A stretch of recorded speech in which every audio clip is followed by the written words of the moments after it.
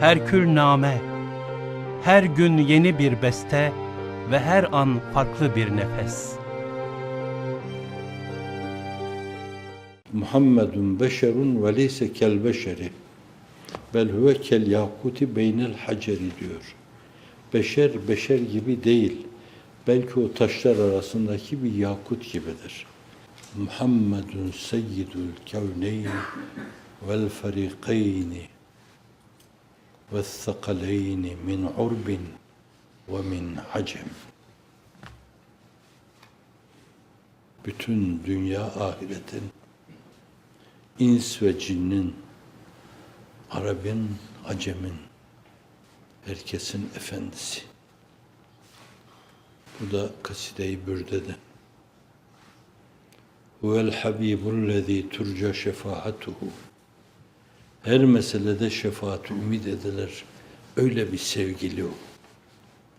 Likulli hevlin minel ehvâli muktahimi. İnsanı kırıp geçiren, iki büklüm yapan, kahreden, en korkunç belalar karşısında o kurtarıcı bir şeydir. Sera, siyanet serasıdır. Üstadın bir yerde değerlendirdiği yine ona ait bir şey. Onun mucizatı zikredildiği yerde لَوْ نَاسَبَتْ قَدْرَهُ آيَاتُ عِذَمَا اَحْيَسْمُ هِينَ يُدْعَ دَارِسَ الرِّمَمِ. Eğer onun mucizeleri kâmeti kıymetine uygun cereyan etseydi, mucizeler onun çok berisindedir. Ayın iki şak olması, parmaklarından şakır şakır suyun akması, bu mucizeler onun büyüklüğünü aksettirmez diyor.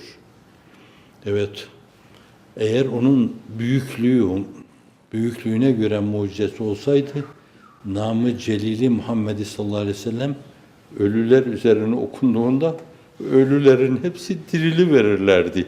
Mezardakiler kalkar yürürlerdi diyor. Yine Huseyri. Sonunda diyor ki, en son bürdenin sonunda, ey nefis diyor, böyle kaygınlığından, düştüğünden, zelle yaşadığından dolayı çok büyük olsa bile zinhar ümitsizliğe düşme. Ya nefsu la taqnati min zelletin azimet. İnnel kebaire fil gufrani kellememi. O kocaman kocaman günahlar Cenab-ı Hakk'ın gufran denizinde sadece minnacık köpüklerden ibaret kalır. Senin günahın ne olacak ki? Öyle diyor. Kendi adına da öyle diyor yani. Bunu Kıtmir mutfağın kapısına yazdırmıştım her zaman bakayım. Onda kendi hatalarımı, levsiyatlarımı hatırlayarak reca hissimi kaybetmemek için. Ya nefsü la takneti min zelletin azimet. İnnel kebaire fil gufrani kellememi. Allah'ım bizi kapının sadık kullarından eyle.